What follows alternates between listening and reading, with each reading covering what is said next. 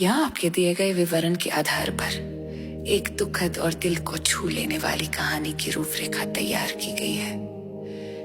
पल्लौंग फड़ा, राख में सिमटी यादें। समय सुबह के 10 बजे।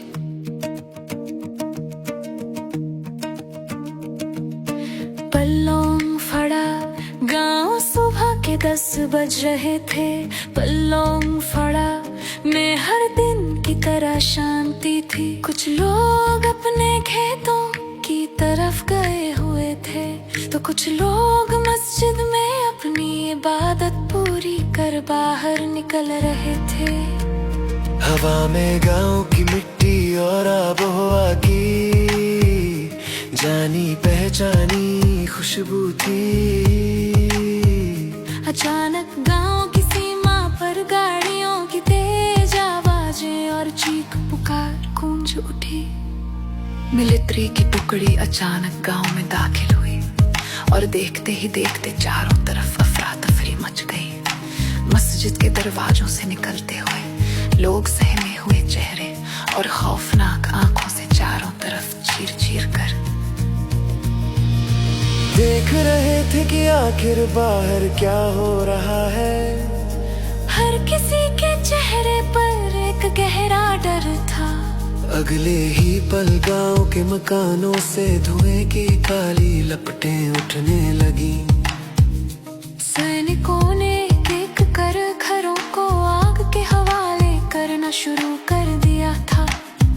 जो घर कल तक किसी का आसरा थे, वे मिनटों में जलकर खाक होने लगे। पूरे पल्लौंग फाड़ा में चीख पुकार, धुएं का गुबार फैल गया।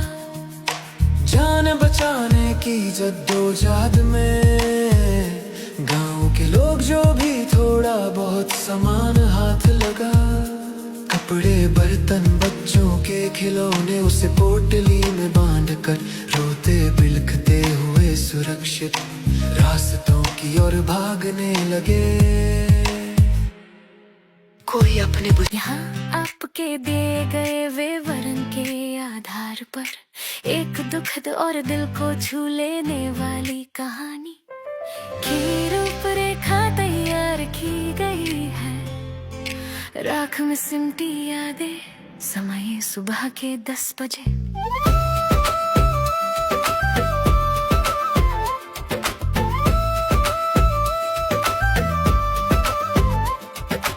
पल्लौंग फाड़ा, गांव सुबह के 10 बज रहे थे। पल्लौंग फाड़ा में हर दिन की तरह शांति थी। कुछ लोग अपने खेतों की तरफ गए हुए थे, तो कुछ लोग मस्जिद में अपनी इबादत पूरी कर बाहर निकल रहे थे।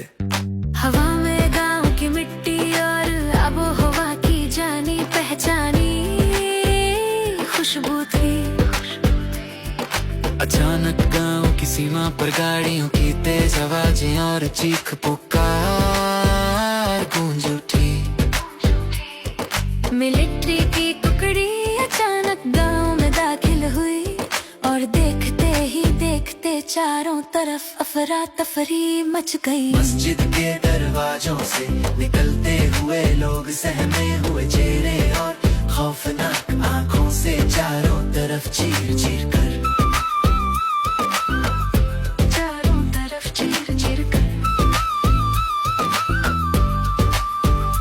देख रहे थे कि आखिर बाहर क्या हो रहा है। हर किसी के चेहरे पर एक गहरा डर था। अगले ही पल गांव के मकानों से धुएं की काली लपटें उठने लगी।